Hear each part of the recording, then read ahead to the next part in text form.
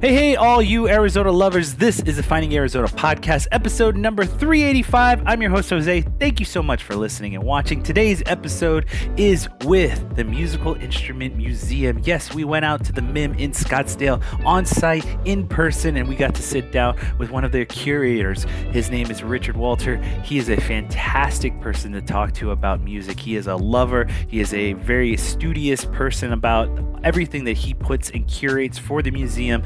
But on top of that, he was just a wonderful man to get to pick his brain and understand where his joy and love and kind of career has come from this. And so we are sitting down with him, and then we got a chance to actually go on tour with Acoustic America, which is what we're here to talk about. And I encourage you guys, if you haven't gone to the MIM, do yourself a favor.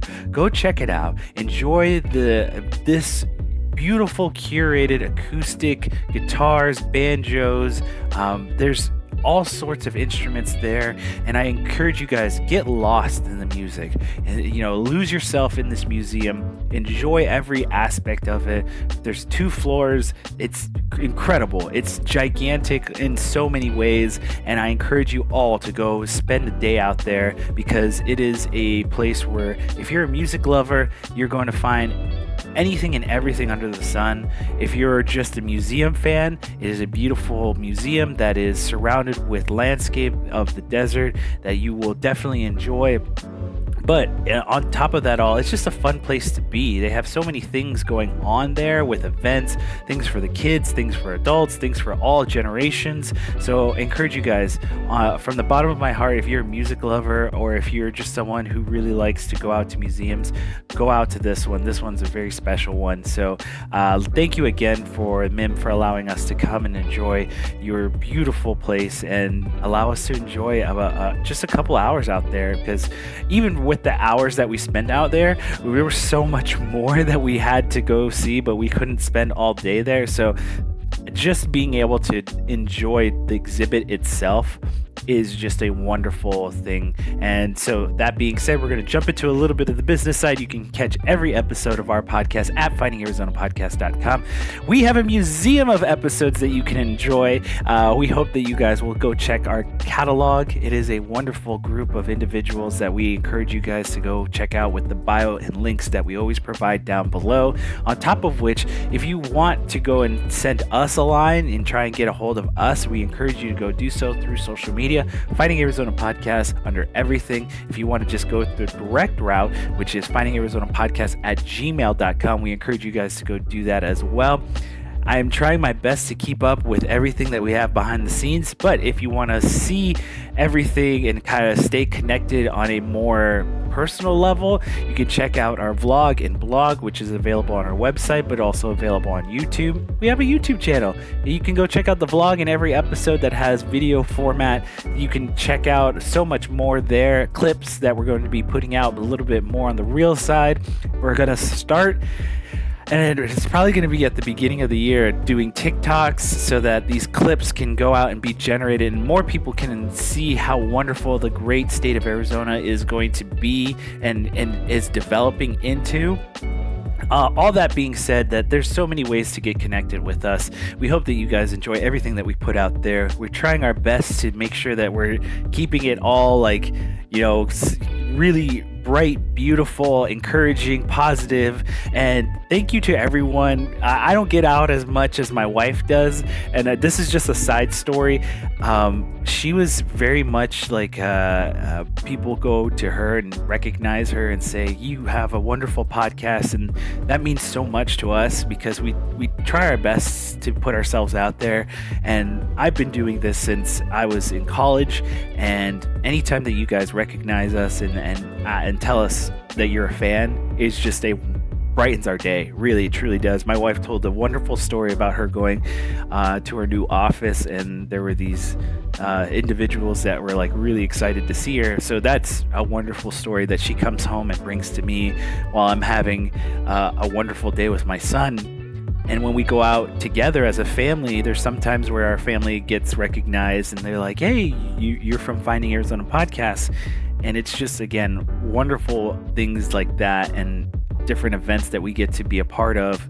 And I can tell you, I was just an extra on a TV show that I will give you more information on later down the road when it comes out a little bit closer. But shout out, thank you to Brett Shapiro.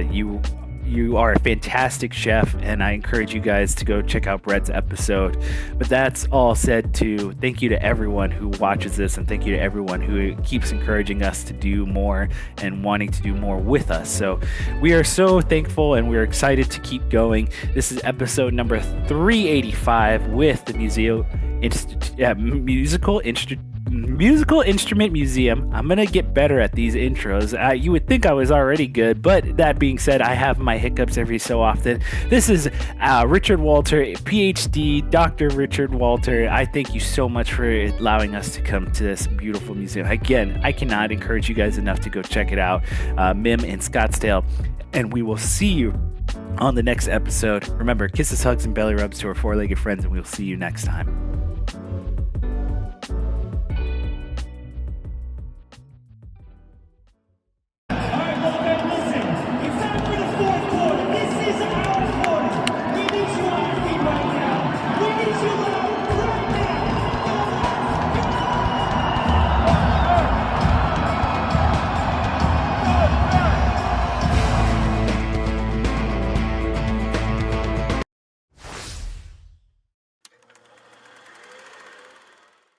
Welcome back, everybody, to the Finding Arizona podcast. I'm your host, Jose, and as always, we bring in very special guests.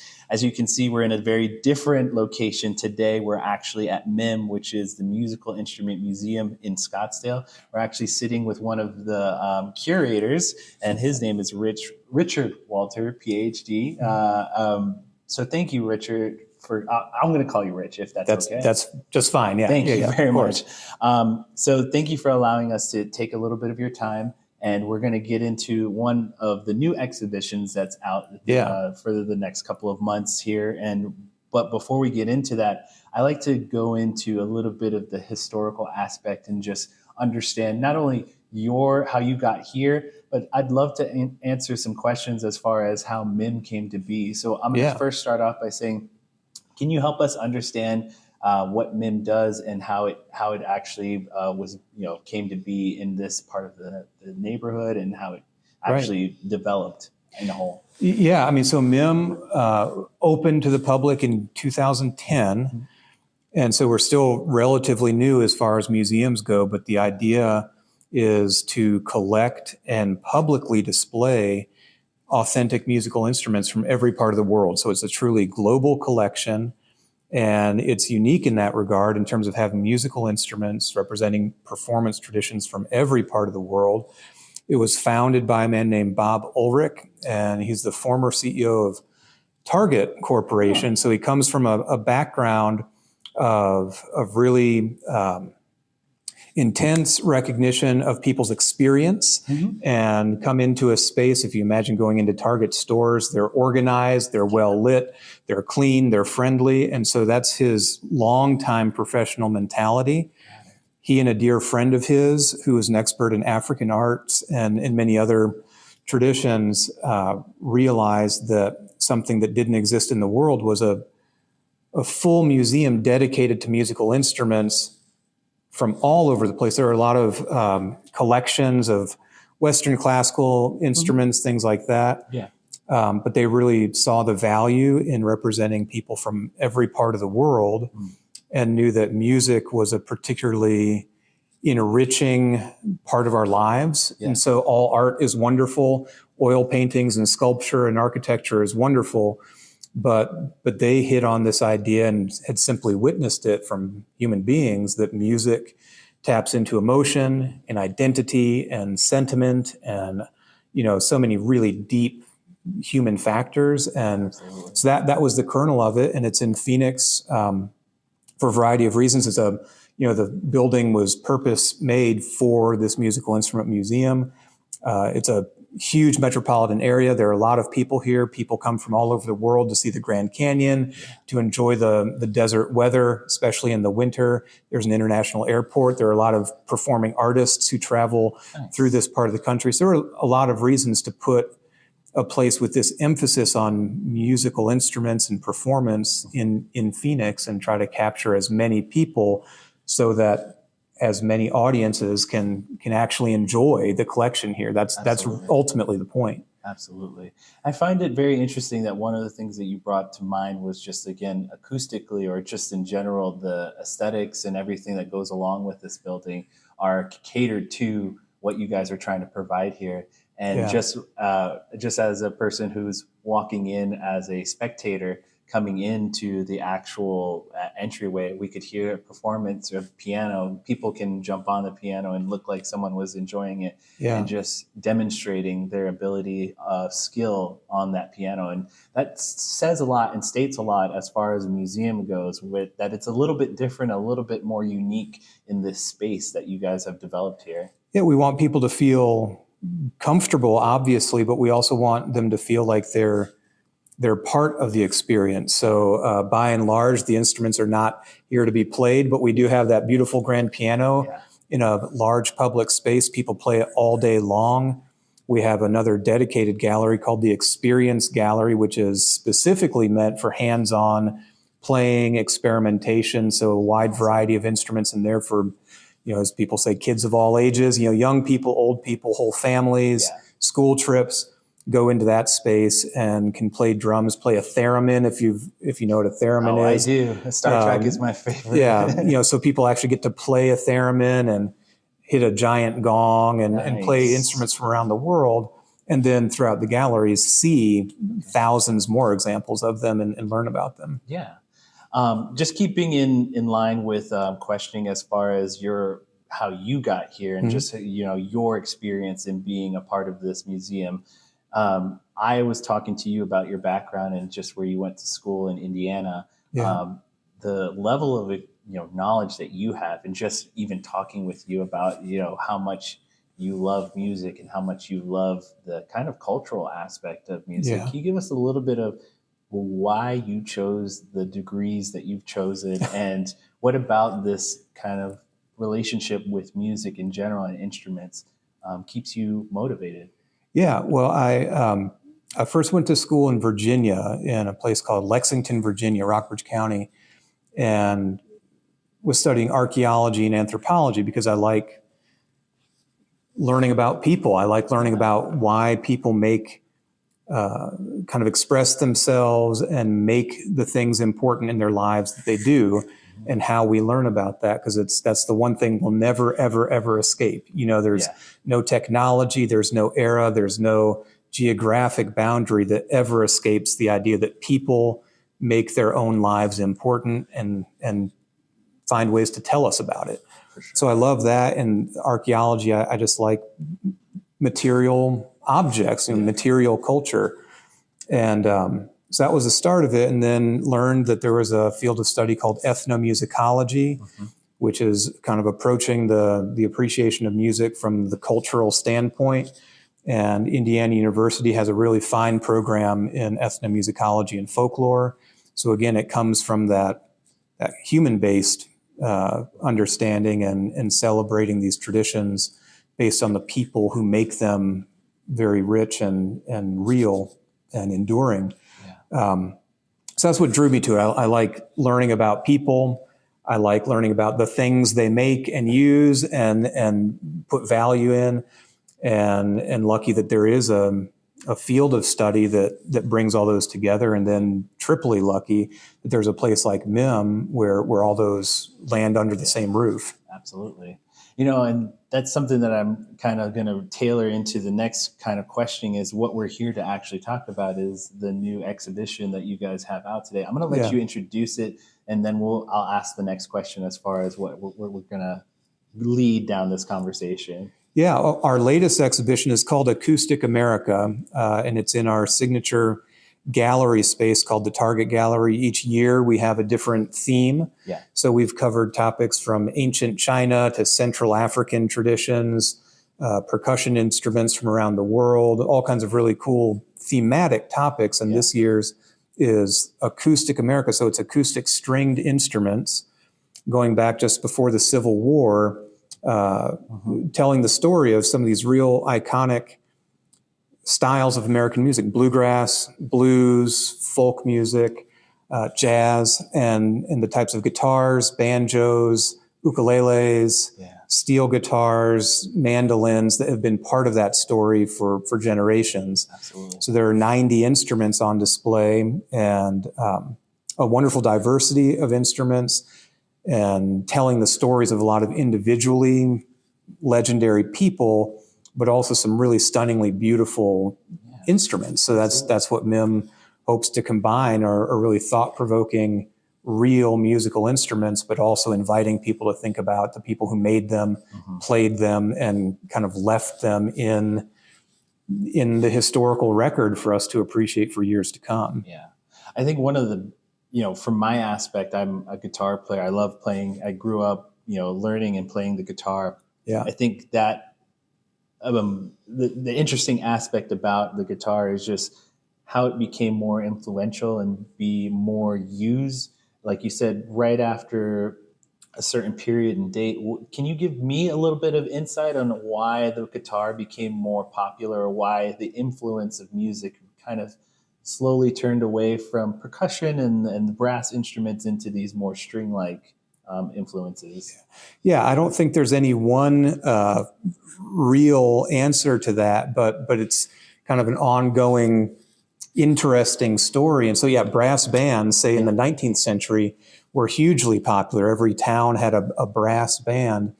But at the same time, there were some early guitar manufacturers starting to get going in the United States through the mid-19th century. And people were making parlor guitars and playing music in their homes. But at the same time, even, in Hawaii, for instance, there were cowboys, in Hawaii who were picking up songs from Argentina and Mexico and bringing all these traditions, and that cowboy legacy that sometimes we associate with the Western United States and the open range and everything like that. And then Gene Autry and these cowboy stars. I mean, really, that even goes far back into the early 1800s with Hawaiian cowboys and string bands, that became very popular over time. But some of the attributes, I think, a guitar can be lightweight. It's portable. You can be a kind of a one-person band. You can accompany yourself. You can sing a song and play music and entertain a family, entertain a group of friends in a social setting. You can take it with you if you're traveling. So I think there are a lot of practical advantages to the guitar.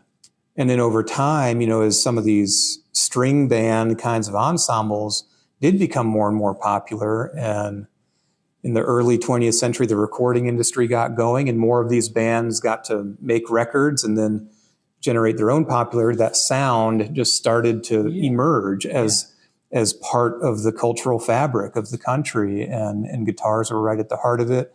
Mandolins and banjos right at the heart of it as well. The ukulele was, one of the most popular instruments in the United States for a couple decades, between the teens, 20s, 30s.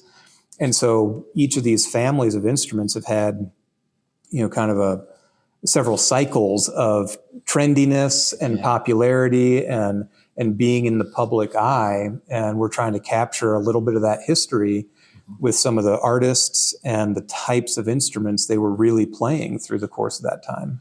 I think that one of the, like you said, the cycle of like how these popularities for these instruments is just such a unique factor of you start, like you said, bringing in the affordability and kind of the usability to the player and allowing them to entertain. And you can start to also hear it in the kind of songs that you kind of generate throughout the different decades. And there was a popularity at one point during the early 2000s and 1990s where it's like, the ukulele had a little bit more introduction again into it. You could, it's just, I'm 30 and, just kind of going back into the history of it. I love kind of like the banjo-esque and early songs that were created because of, you can kind of like, as a guitar player, you can kind of hear the level of like the next level that's going to come out of it, which is the generation of rock and blues and things Yeah. like that. And I just find it so fascinating because you can see these early onset cultures to start to evolution and create new ideas Yeah. from the previous set. Well, do you know the name Jake Shimabukuro, the No, ukulele player? no. So he lives in Honolulu, and you're talking about that kind of revival of interest in playing the ukulele around the late 1990s and early 2000s. Jake had one of the first viral YouTube success videos in 2006. Yeah. He was playing his ukulele. He was playing a Beatles song. I think now it's coming to me. And so, with the name. tens of millions of views. So it was one of the real early YouTube sensations. Yeah. And that was part of that reawareness. And what's really cool, I think also what you're mentioning, then more people get interested in that instrument, and maybe just for one reason or another, they start thinking, what else has this done? What kind of music has this played in the past? Yep. And they'll get a magazine or find tablature or find YouTube videos that are tutorials and be reminded of some of the songs that might have been played in the 20s and 30s that were originally popular because of the ukulele, and now it's 90, 100 years later. Yeah. But people have not only been reminded of the fun of playing that instrument, but they've also been reminded of a whole different era of music, and maybe have learned to play an old, Tin Pan Alley song or an old ragtime melody because they got interested in an instrument that has a long history. Yeah. I think that one of the unique factors for yourself is, when you're curating an exhibition like this, it's some of the things that you have to look into and kind of, pick out from the historical aspect. Can you give us some insight on, for this particular Acoustic America, what did you have to go through as far as grabbing some of the instruments, but also just choosing the certain banjos, guitars, and what was the third one? I'm so sorry. Well, mandolins. That's what it is. Yeah. Well, I mean, we didn't go through. We went through a lot of fun.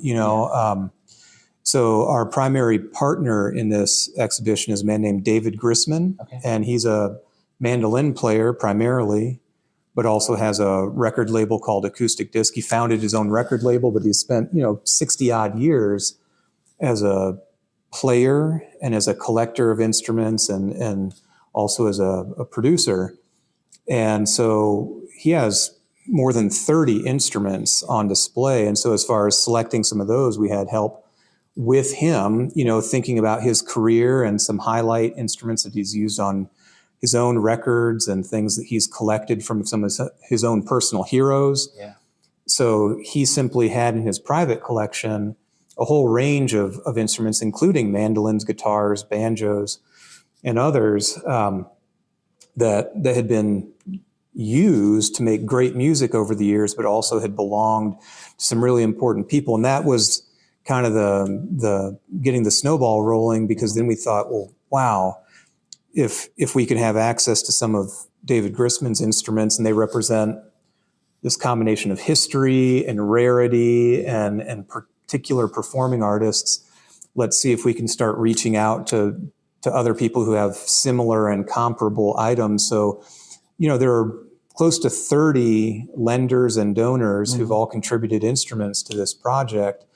And those range from a lot of current touring artists who are out on the road as we speak, some really passionate collectors who've managed to preserve some really legendary instruments. John Hartford's banjo, the guitar that a woman named Elizabeth Cotton used to record a famous folk song called Freight Train in the 1950s. Wow. A group called the Kingston Trio, and then Peter, Paul, and Mary, and the Carter family, all these groups or individual performers who over time have really shaped the sound of this music, and people have gone back to that catalog over and over and over again. One of the really fantastic ones, they're all fantastic, but John Oates from the huge pop duo Hall & Oates, at his heart is a real folk music fan, and that was his upbringing. And he really idolized a man named Mississippi John Hurt, as so many other people his generation and still do. And Mississippi John Hurt was an incredible blues performer, originally recorded in the 1920s, and then was part of this revival of interest in the 1960s. And we have Mississippi John Hurt's own guitar because John Oates is now the proud owner of that guitar. So, I mean, a lot of these instruments have multiple generations of storytelling kind of built into them. And we just spent a lot of time reaching out to some really fine people who ended up being very cooperative and excited about this project and really helped us put it together because they shared some of their most prized instruments with us. Absolutely. One of the things that you brought up is the rarity and kind of the extent of the historical, how deep they go into the history and preserving these. I'd love to get, because I read about it, the preservation of some of these instruments and just kind of like how you guys take care of them and preserve them here at the museum. Yeah, well, this collection in that regard is no different from anything else in the museum. We're so lucky we've got a full-time conservator and a conservation lab, and he's a total genius, works with instruments from all over the world, has a real set of skills in addition to a real philosophy about maintaining and preserving these instruments. So we take that very seriously. We're in an environment inside the museum that, despite being here in the desert, inside it's about 50% relative humidity and about 70, 72 degrees every day of the year. So these instruments are not expanding and contracting and being subjected to, any detrimental kinds of forces. And they're simply handled really, really carefully. So we've got a whole team of, preparators, mount makers, people who understand that whether it's a fragile ceramic drum or a sturdy brass tuba or one of these really rare banjos or mandolins, they get handled literally with gloves on, rolled around on pillows and in padded carts. And so they're treated really carefully, and we keep them in an environment that makes sure they are kind of physically comfortable and in that ideal state to where they don't move, they don't change. And we've got a lot of eyes on them all the time to make sure our guests are being respectful and enjoying them, but also not creating any situation where any of them are in harm's way, So all of those factors go into what we do here, and it applies to this exhibition as it does to every space in the gallery. But we take it really, really seriously. That it is a museum. These are all things that are designed to make music, but once they're in this museum environment, it's our responsibility to make sure they're preserved and can tell the stories for generations to come. That's beautiful. Yeah. I really respect and appreciate that, just because from the standpoint of the historical factor. I'd love to get your understanding of, like, from you as kind of the person behind the scenes, what is your ultimate goal, or I guess what would you like the guests to get from this exhibition? Sorry. Yeah, well, I mean, we always want people to either reinforce their existing love for music, or maybe discover a brand new love for a type of music they've never heard of before, or get excited about a type of instrument they've not been so familiar with. So in this case, we've already seen a lot of guests responding to some parts of the story they already know. Like, you're a guitar player, so you might walk in and say, "Oh, I recognize that one," or I've heard about that instrument, or I play something that's a little bit similar to that. But hopefully you would also see things that you're a little bit familiar, but you realize, I never knew they did it like that, or I've never seen something quite like that one, because there are a lot of one-of-a-kind instruments as well. So again, whether this exhibition or the entire museum, we're hoping for people to have a really intimate exposure to these incredible traditions, learn to appreciate generations of people who've already gone past and have been inspirational to today's musicians, and see how today's musicians are kind of set up to be the inspirations for the next generations, because it really is an ongoing story. That's one of the things we certainly hope people to understand is this Acoustic America narrative is one that's been very fluid, filled with a lot of really amazing intersections and relationships that go every which way. Yeah. And so the gallery is kind of a reunion in that respect. And we want people to see that it's a living human narrative. Absolutely. I for you, like, because I'm really much a kind of a in the weeds kind of person where I really enjoy understanding that aspect of it. And one of the things I'd love to just get from your perspective is just like, has there been an instrument that has made you gasp or like I can't believe it's here, I can't believe we got it, or something like that? A lot of them. I mean, so this project is filled with them because, I mean, they're the personal instruments of some of these real legends. So there are several of them. Frankly, some of David Grisman's instruments that years ago when I first heard his music, I had just never heard anything like it because it was part bluegrass, part jazz, part Django Reinhardt, all these influences coming together. And it was just stunning how his bands and his compositions captured something I'd never heard before. And then to see the instrument he was playing on some of those records was a pretty humbling and exciting experience. There's a player named Michael Hedges who sadly passed away in the late 1990s, but in the 80s and 90s, he was just like a lightning bolt of new technique and exciting tunes, totally turned the guitar world on its head. And then he was gone. And now for the first time, we've got one of his instruments. He played a huge harp guitar made in 1913. So this was a radical, kind of progressive, modern musician who had found incredible inspiration in a guitar built in the teens. Yeah. Big harp guitar. It's a massive thing, really striking. And so when that arrived, his family was really generous to loan it to us.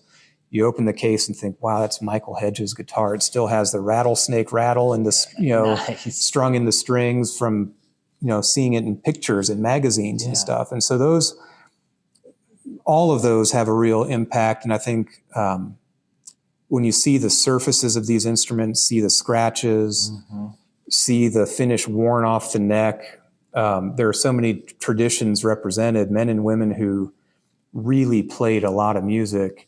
And then you just see these objects that bear witness to it. And that all of those, when you take the moment to slow down and stand and look at them closely, and you see all the evidence of someone who used this in their lives, that gets pretty heavy and really, very thought-provoking, and it feels very special. So all of them have some version of that. Yeah. I think that's beautiful because it almost makes you realize how, the timeline of music has very much just like been an impactful thing to everyone who's come across it or have listened to it.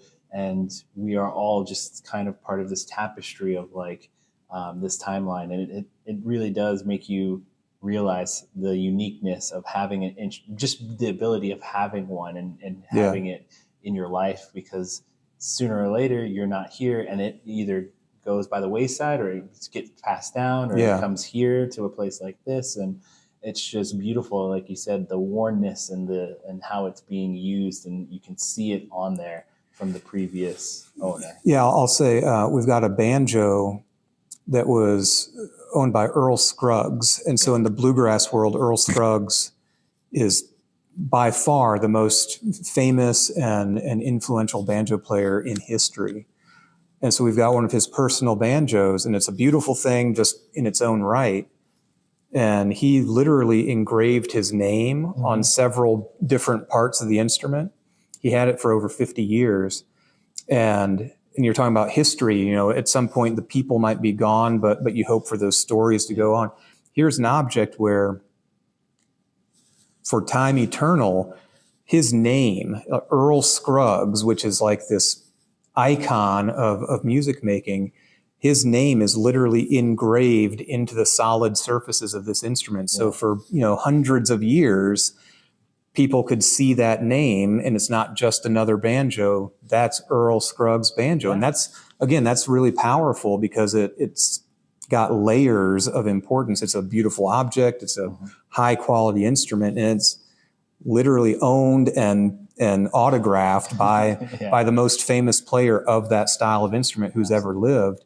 So all those stories and things that we are preserving here are important to show the public so that they remember it too, or they have a distinct personal impression of being in the presence of these things. It's not on a TV screen.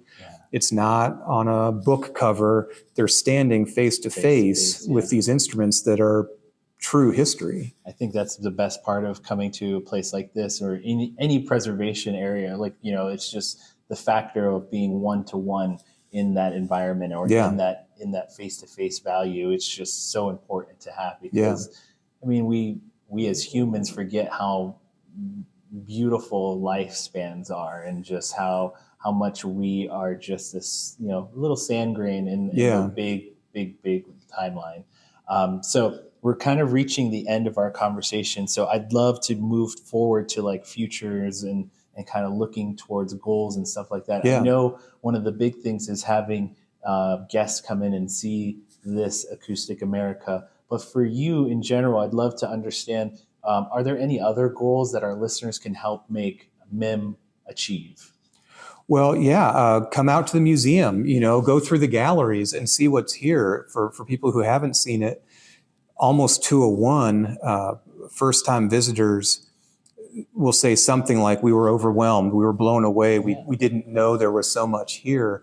So if you've not been here, definitely come out and see what is here, because it takes days. It deserves multiple visits. Absolutely. And I think for everyone who has gone through the exhibition or seen anything in the galleries, the other thing you can do is simply stay interested and stay passionate in music. Look at our concert calendar, because you can see right here in MIM's theater live performances of world-class talent in a really beautiful space. And so all those things, when you come out to the museum, you're demonstrating that people care about this topic, that it moves them, that they're seeking it out, that it makes a difference in their own lives. And that's why we're here, is to create a space for all those people to celebrate that interest and that passion in a lot of different ways, through live performance, through constant learning, through a lot of specialized programming. And so, keep an eye on the calendar and come out to keep learning about and indulging that interest in music. Absolutely. As a parent too, I know that some of your specialized programming is oriented towards children and just getting them into wanting to participate in the music world. And I find that very, I'm absolutely going to bring my little guy here one day. And we're just so glad that you guys allowed us to come in and share some time, and just really, it is a beautiful space. I encourage everyone to come out. I will leave the floor to you right now to let everyone know where they can find you guys, every piece of information as far as cross streets, address, phone number, anything and everything under the sun as far as contacting you guys here. Our website is mim.org, mim.org. We're right off the 101 at the Tatum Boulevard exit. You can see it right from the highway. So we're easy to get to. We're open 7 days a week, 9 to 5, with theaters happening in the evenings. And so a lot of information, including theater calendars, public program calendars, MIM Kids, postings for our youth music education programs, all on the website, mim.org. Awesome. And we do have an outro here. As always, we say you can catch us at our website, findingarizonapodcast.com. That's where you get every single episode available. We are also available on social media under Finding Arizona Podcast. And as always, we end every conversation with kisses, hugs, and belly rubs to our four-legged friends. And we will see you next time. Bye. will you do me a huge favor? We do this with every guest who come, like we do these face-to-face ones. If you could look at the camera and say you're watching Finding Arizona podcast, we clip them all together and we make a little like commercial out of it. Yeah, just straight, you're watching Finding Arizona podcast? Yeah. All right. You're watching Finding Arizona podcast. Awesome. Easy peasy. I do, like, we can take these off now.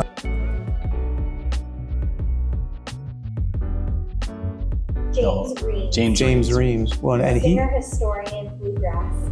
Yeah. He just passed away. James did? Yeah. What? Wait, what? If I'm not mistaken, how long ago was he? 2019. When we Yeah. Yeah, he passed away a year ago or so. He was so nice. And I remember to us. he was working on that. Yeah, I mean, he's a total prince of a guy. Yeah. And so there was You're hitting us hard because he was so sweet to us and so very his personality was very like enthusiastic. Oh, and yeah. Very like he was a real ambassador for the music. Yeah, ambassador. That's Yeah. how I would describe him. A very ambassador to. Yeah, good performer, but a great historian and an advocate and an ambassador. All those things, which is why I think he felt strongly about documenting it, like creating a narrative to leave behind. It kept him alive. Yeah,